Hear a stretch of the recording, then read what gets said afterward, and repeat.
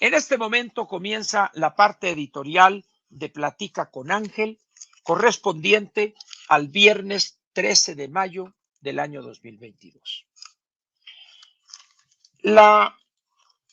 El título del editorial de hoy lo llamo así: ¿qué semana esta? ¿Y por qué escogí este título? Por algo muy sencillo. La semana la dominó el espectáculo grotesco, fársico, que brindó el presidente ayer y hoy. Ayer por la mañana el presidente estaba, no me atrevo a decir que estaba borracho, porque no, desconozco si él es un aficionado a las bebidas embriagantes.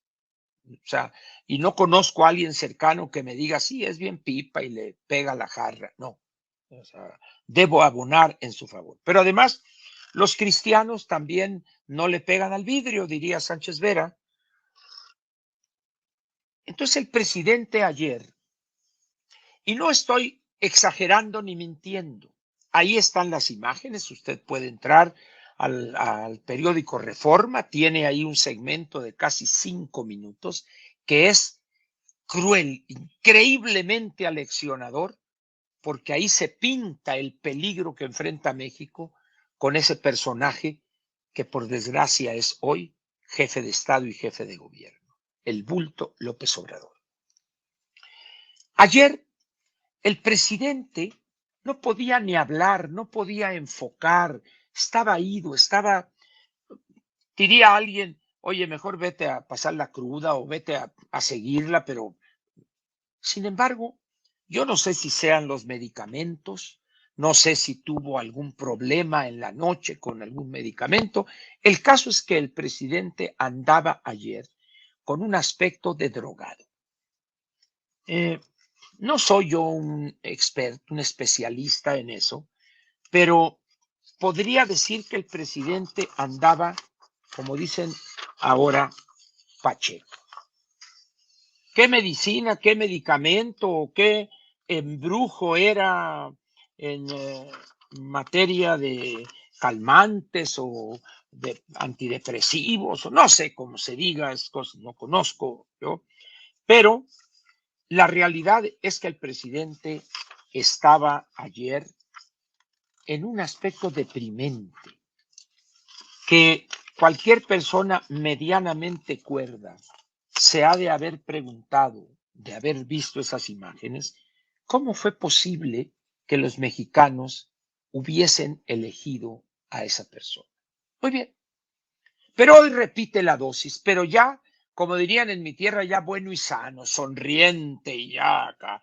No, esos que decían, y le echó la aburridora a Luis Cárdenas, conductor de un programa en MBS, noticiario por la mañana, le mando un saludo a Luis. Y creo que también a Leonardo Curcio también les empujó el caballo ahí, órale, a ellos dos y a otros acá, y un escritor y no sé cuántas cosas, porque habían opinado en relación con eso que estaban viendo. Pero algo más grave, habían opinado en torno a lo que el presidente había dicho. O sea, yo estoy opinando hasta ahorita sobre el aspecto, la imagen del presidente. O sea, podríamos decir, es que en ese momento estábamos viendo no al presidente de México, estábamos viendo a un viejo borracho, ahogado, dirían en mi tierra. Eso es lo que representaba en ese momento el presidente. Y las cosas que dijo, ahí entramos al centro de este editorial. Hay algo que en la teoría política o en la vida política de los países se llama el Estado. El Estado es, vamos a poner, un instrumento, diría Lenin, de opresión de una clase sobre otra. El Estado es un instrumento de opresión de una clase sobre otra y se constituye fundamentalmente por el ejército, las policías y los tribunales. El Estado y la Revolución, pueden leerlo ustedes. Pero hay otras, esa sería la versión marxista la versión leninista del Estado. Pero antes de Lenin hubo grandes estudiosos que hablaron del Estado. Kelsen, Weber, muchos grandes estudiosos de la ciencia social, de la sociología. Y hablan del Estado como gobierno, territorio, leyes, etc.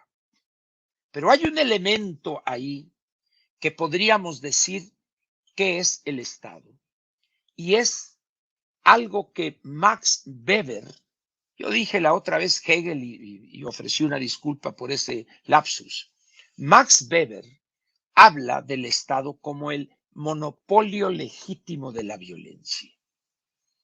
Los que estén interesados en esto pueden leer un librito muy interesante de Max Weber. Ahorita les voy a decir.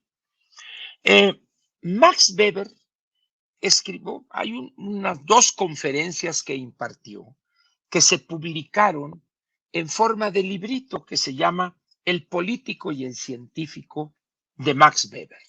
Un librito muy interesante. Y ahí habla él de el monopolio legítimo de la violencia. Vamos a ver qué significa esto.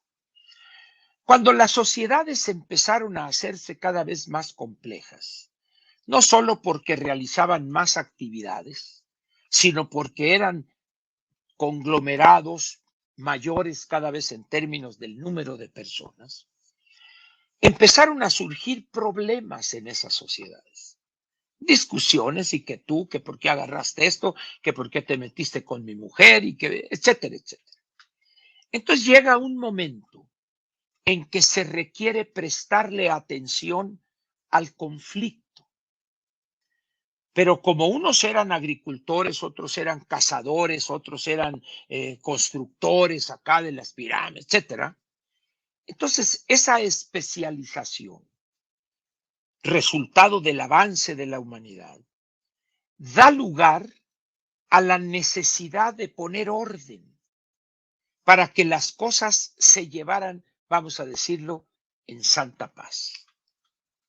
Ahí es donde empieza a presentarse el germen, la semilla del Estado. Y todos los, vamos a decir, los integrantes de ese grupo, que además estamos hablando ya de cosas muy grandes, pero yo lo ejemplifico, pues quizá de manera muy burda. Pero hubo que designar a alguien o alguienes, ¿ya?, para que fueran los que establecieran ciertas reglas, orden, y al ver los otros que eso era positivo, que había paz, la gente trabajaba, respetaban sus cosas, etcétera, y se fue profesionalizando esa actividad.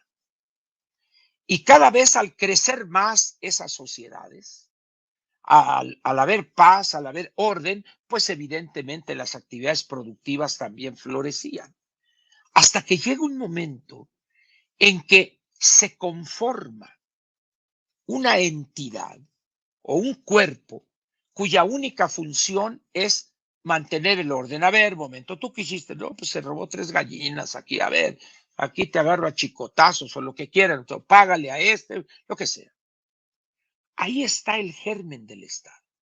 Pero lo más importante es que el resto, que no están en esa institución, vamos a decir, aceptan voluntariamente cederle a quienes integraban esa institución, que ellos fueran los encargados de poner orden, de evitar conflictos, de establecer reglas de comportamiento, etcétera, etcétera, etcétera, pero también de encargarse de la protección frente a las amenazas del exterior.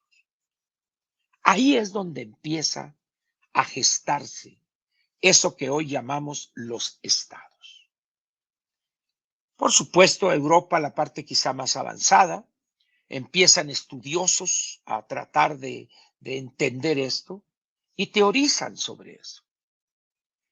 Y se encuentra un elemento que es el que pone Max Weber en papel, en blanco y negro, que ese instrumento llamado Estado tiene el monopolio legítimo, porque es legal, porque se lo dan de manera voluntaria, aceptan los otros, para que con ese monopolio de la violencia ponga orden o restablezca el orden roto o el orden que fue echado a perder por los malandros. De tal manera, pues, que la labor fundamental de un gobernante, su tarea principal, antes de cualquier otra, es proporcionar un bien público por excelencia, que es la seguridad a los gobernados. Seguridad en su integridad física y seguridad en su patrimonio. Y para eso cuenta con la anuencia de tener el monopolio legítimo de la violencia. Nadie puede más que el Estado usar la violencia para restablecer la legalidad perdida, vamos a ponerlo de esa manera. Las democracias como las nuestras, que son democracias representativas, las sociedades, los ciudadanos, le entregan una cierta soberanía individual a esos cuerpos, los congresos y el Estado. Por eso de hacer justicia por su propia mano no es permitido. Para eso está el Estado, que tiene el monopolio legítimo de la violencia. En Estados Unidos hay un problema ahí de una gran discusión desde hace siglos ya, creo que es la cuarta enmienda o la segunda enmienda que les permite defenderse, tener armas para defenderse. Lo que no quieren entender o se hacen tontos los que promueven eso es que eso fue escrito en condiciones completamente diferentes a las actuales. Entonces eso les permite a los ciudadanos, a la población norteamericana, poseer armas y sacarlas, mostrarlas, pues no, en algunos estados no es ilegal eso. Pero aún así, el Estado de los Estados Unidos tiene las Fuerzas Armadas y tiene el monopolio legítimo de la violencia. Por eso los juicios que se están llevando a cabo con esas personas que violentaron la sede del Congreso norteamericano, muchos de ellos ya están en prisión. Muy bien. Con todo eso que le explico, llegamos a México. Si entendemos y aceptamos que el Estado es la única entidad que tiene el monopolio legítimo de la violencia, lo tiene no para reprimir y oprimir a su pueblo, a la sociedad, a los ciudadanos, sino lo tiene para ser garante de la estabilidad y del respeto de la ley. Y cuando alguien rompe esa legalidad y lo hace además armado, el Estado, con ese monopolio legítimo, tiene el deber, nada del derecho, tiene el deber de utilizar ese monopolio legítimo de la violencia para poner en paz aquel y restablecer la legalidad perdida, la que esta persona o ese grupo de delincuentes rompió. Pero llega este gobierno, llega este gobernante con unas ideas que rayan en la insania, en la locura. Hay que atacar las causas que dan lugar al crimen y a los asesinatos y eso. Bien, es una opinión respetable, pero es una opinión más, que no se sustenta en la realidad para nada. Que empiece él a atacar la pobreza, la marginación, sí, pero mientras tanto hay que restaurar la legalidad perdida de estas bandas delincuenciales. Pero cuando este gobierno dice abrazos, no balazos, perdonen, voy a utilizar una palabra en francés del sur, se chingó la cosa. ¿Por qué? Porque no se va a restaurar la legalidad perdida que la rompieron esas bandas de delincuentes con abrazos o como diría y planteó la señora Beatriz Gutiérrez Müller, con libros. No. Se restaura la legalidad perdida con el monopolio legítimo de la violencia. Y esto no es un problema de que, como dijo el bulto hoy, ¿quién querría ver al otro muerto? Si no es un problema de querer ver al otro muerto. ¿O cómo alguien quería que pierda la vida? No, señor. Yo no estoy queriendo que pierda. Lo que yo le exijo a usted por la potestad que le entregamos al Estado que usted encarna, que restablezca la legalidad perdida y se lleve a esos delincuentes ante la autoridad correspondiente para que sean juzgados y sentenciados. ¿Pero qué hace el gobierno? No los toquen, no respondan, no esto. Y ahí es donde entra el peor de los ridículos. Tiene el Estado mexicano sus Fuerzas Armadas, Ejército y Marina Armada de México y la Fuerza Aérea. Pero tienen orden de no utilizar su capacidad de fuego para protegerse y defender a la comunidad de aquellos que tienen una capacidad de fuego poderosa también. Entonces, aquí no estamos ante una discusión filosófica o religiosa o moral. No, es que a mí mi religión me impide que use un arma para matar. No, espérate. Ese es otro asunto. Eso ve y discútelo allá con tu sacerdote, con tu pastor. Aquí estamos ante la realidad de violar, de romper la legalidad y la convivencia civilizada en la sociedad. Y tú, cuando andabas haciendo campaña, sabías perfectamente que tu obligación primera era proveer de ese bien público por excelencia que es la seguridad. ¿Por qué? Porque sin seguridad no hay sociedad donde haya confianza. Y si no hay confianza, el inversionista no invierte, se lleva su dinero a otra parte. Por lo tanto, no hay creación de empleo, no hay crecimiento económico, no hay estabilidad, etcétera, etcétera, etcétera. Por eso, para poder tener empleo suficiente para quienes llegan a la edad laboral, tenemos que empezar desde atrás, restaurar la legalidad perdida.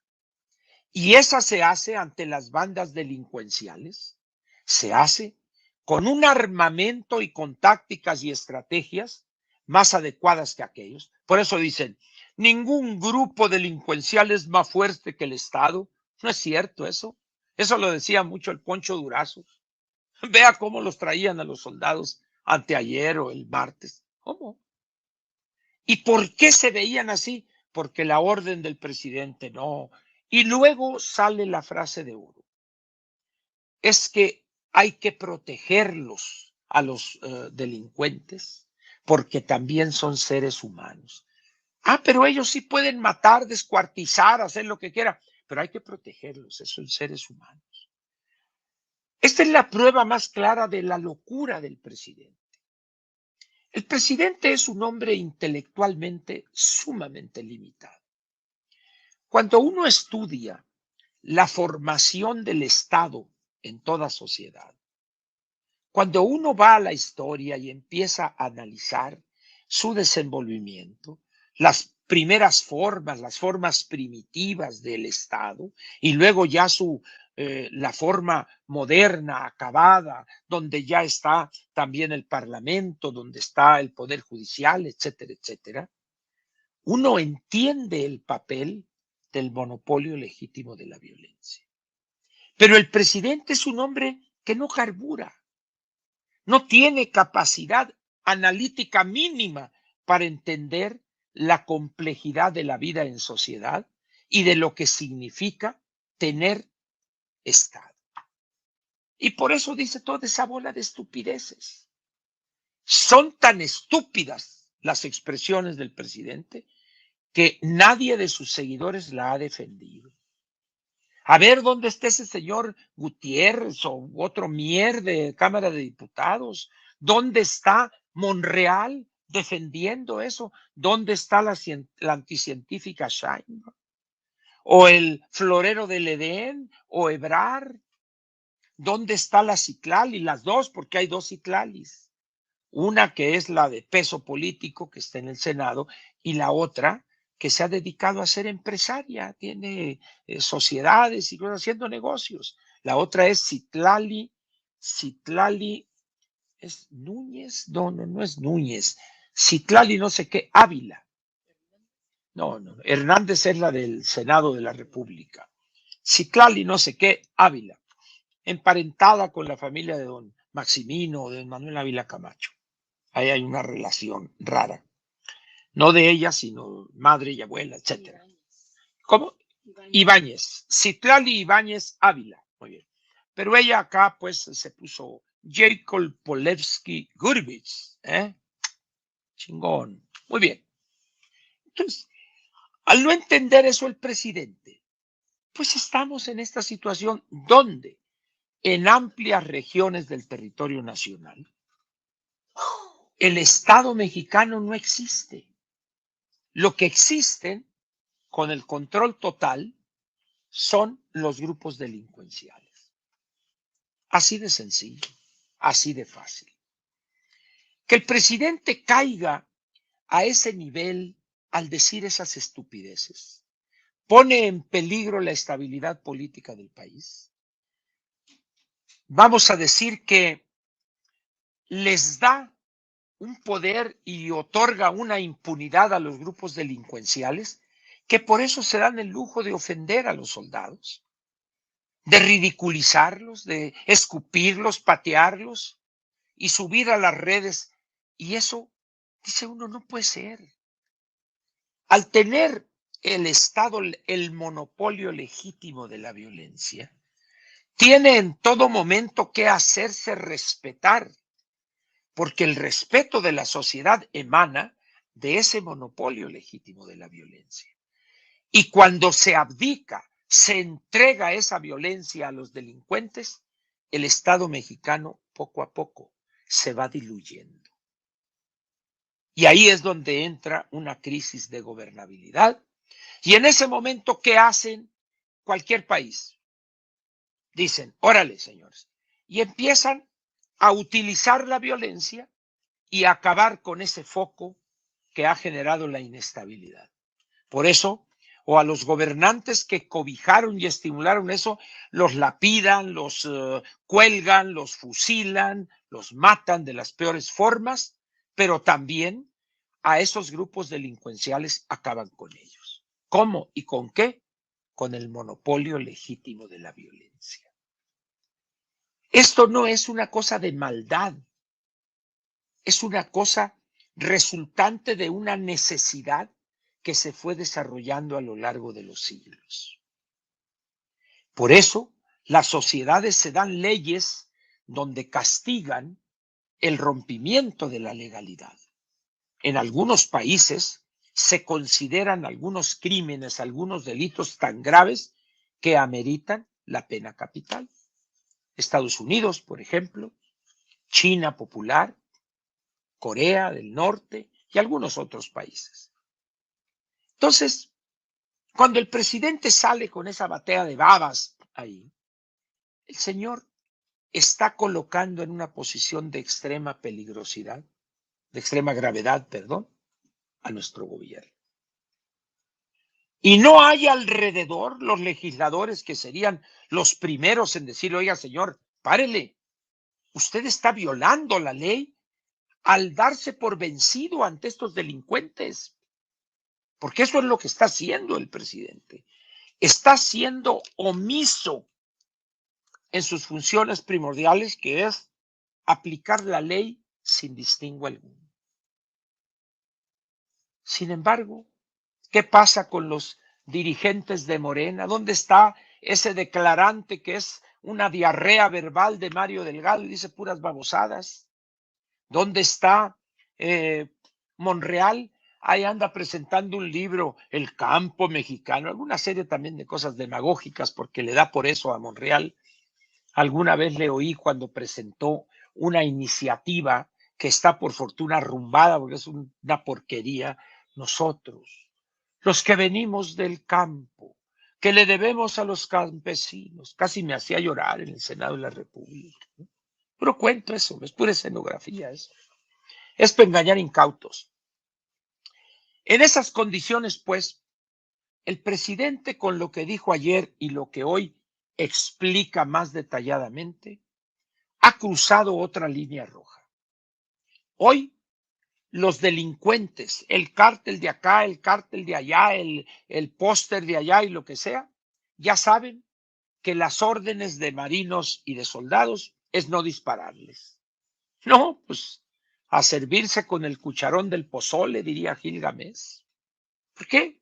Porque el presidente les está dando luz verde para hacer, descuartizar, matar, violar, extorsionar, etcétera. El jefe ya dijo que no hay purrún. El país entregado de manera voluntaria por el jefe de Estado a los criminales. Hagan ustedes lo que quieran. Órale. Y su cómplice es también su señora esposa cuando va a Ciudad Obregón y dice, hermano sicario, ten este libro y dame tu arma. ¿Dónde están los libros, señora? No han llegado. Es pura demagogia, pues. Pero hoy se necesita ser muy miserable, muy ruin, para plantear, hay que protegerlos a los criminales, los delincuentes. Son humanos también. Bueno, es cuestión de que le lleven al presidente algunos videos donde estos personajes están descuartizando vivo a una persona, cortándole brazos, piernas y luego ya al final decapitando su cuerpo. Hay que mostrárselo. A estos hay que protegerlos, presidente. La verdad es que el presidente, en esa locura que ya es evidente, ya está fuera de la realidad. Y no va el presidente a recapacitar, porque es un problema que tiene ya. O sea, ya, yo creo que una posibilidad, si hubiese trasplantes de cerebro, dentro de Morena hay muchos militantes ahí que tienen un cerebro de primera, porque nunca lo han usado. Están intactos esos cerebros. Entonces, un trasplante, le abrimos aquí la chompeta al presidente y agarramos aquel. Porque esos cerebros de mucha gente morena no los usan. Entonces, están íntegros, están, mire, como dirían, están nuevecitos. Están sin usar. La verdad es que el presidente ha colocado con lo de ayer y hoy al país y al gobierno en una situación muy peligrosa en términos de la gobernabilidad y también de la viabilidad del Estado mexicano. ¿Qué va a suceder? No lo sé, pero el presidente ya le rascó demasiado tiempo los cataplines al tigre. Y no descarte usted que nos encontremos pronto con una desagradable sorpresa, porque el presidente no está dispuesto en lo más mínimo a utilizar ese instrumento que en su nombre lleva la autorización, el monopolio legítimo de la violencia.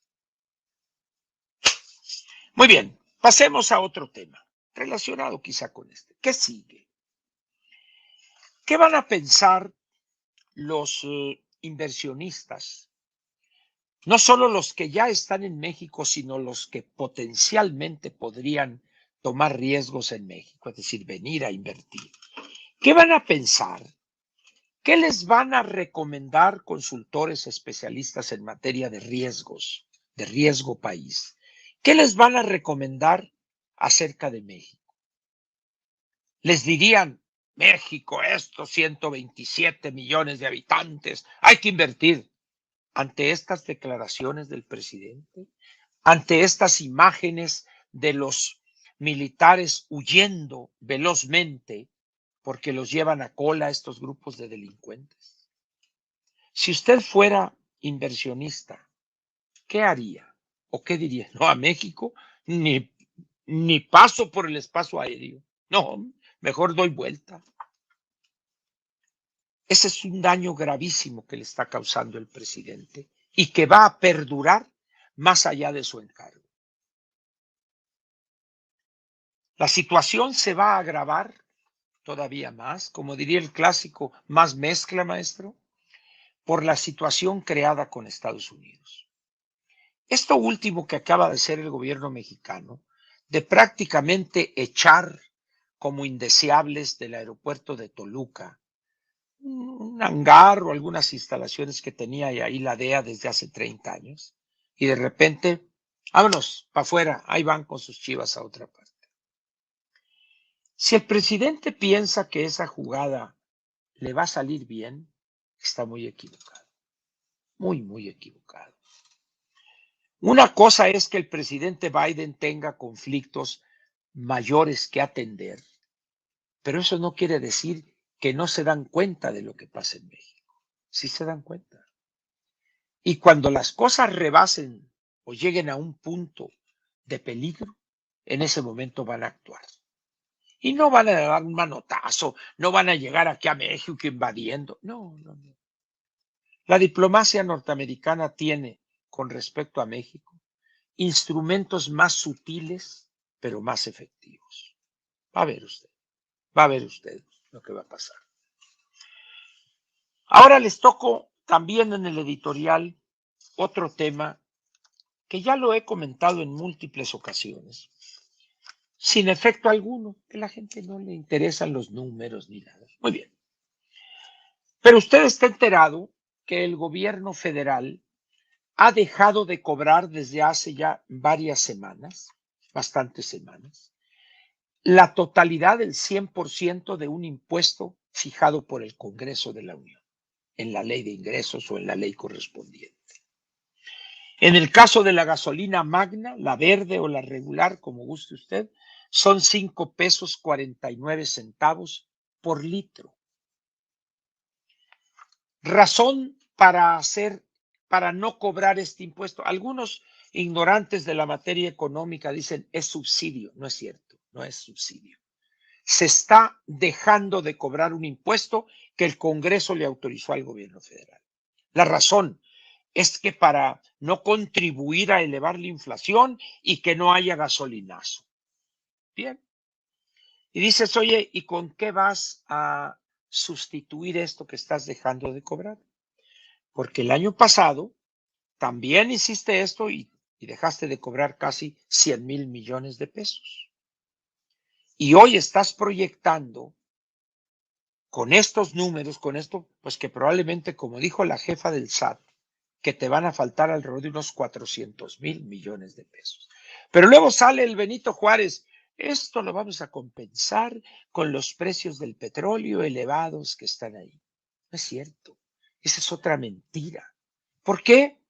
Porque en la medida en que esté alto el precio de los crudos marcadores y por ende el precio de la mezcla mexicana de petróleo, que hoy cerró en $106 y el West Texas en 110.18 y el Brent en 111.22. También tenemos que importar gasolina cara, diésel caro, gas natural caro, gas LP caro, petroquímicos caros. De tal manera que vamos a tener una balanza comercial petrolera altamente deficitaria.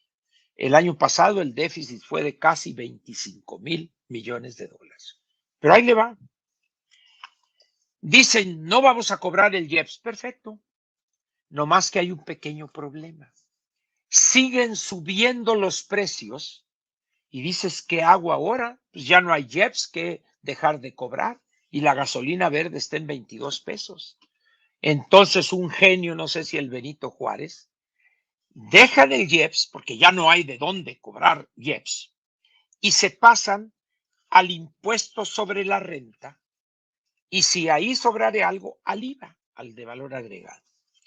Y por cada litro de gasolina, fíjese usted, de cada litro de la magna o de la verde o la regular, se están dejando de cobrar de impuestos sobre la renta que debe de pagar el gasolinero 4 pesos 83 centavos. 4 pesos 83 centavos que el gobierno le está perdonando, no le está subsidiando. Por favor, señores, estudien economía, estudien contabilidad de costos. Muy bien.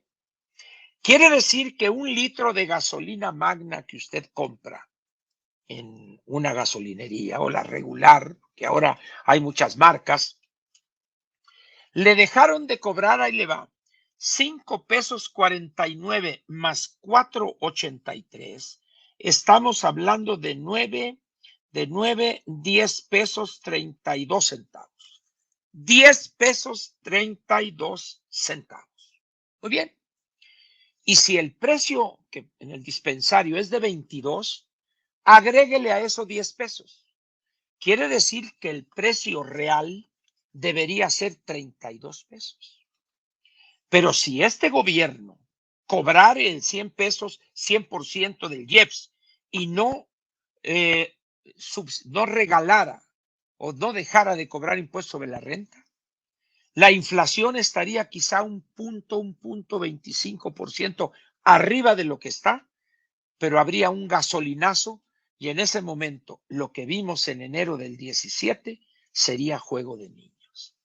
Dicho de otra manera, el gobierno o el bulto está dejando de cobrar todo el IEPS y una parte de impuestos sobre la renta, ya di la cantidad, por razones estrictamente políticas.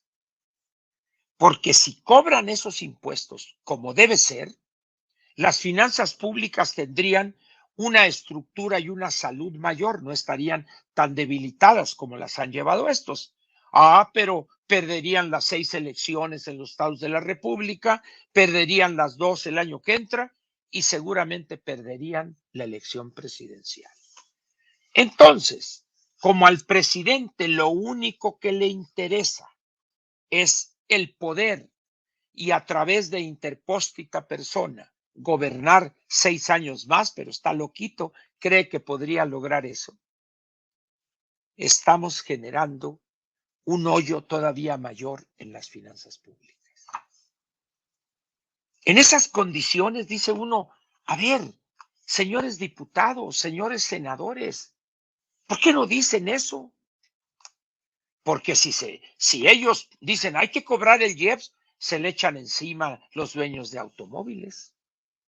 El problema que se está gestando es que mañana o pasado no solo se va a tener que cobrar el IEPS y el otro, el impuesto sobre la renta, sino que se va a tener que cobrar algo todavía más caro, porque van a quebrar las finanzas públicas. Y ahí es donde entra aquella señora que dice, está haciendo cosas muy buenas el presidente, ahí ya no va a haber dinero para hacer cosas buenas. ¿Por qué?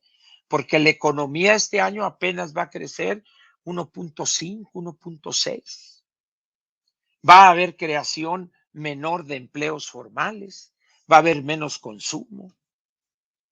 En esas condiciones, ¿qué va a pasar cuando Morena no tenga otra disyuntiva que elevar los impuestos o que contrate deuda o que reduzca gasto? Y dicen, ¿dónde lo reduzco, Ángel?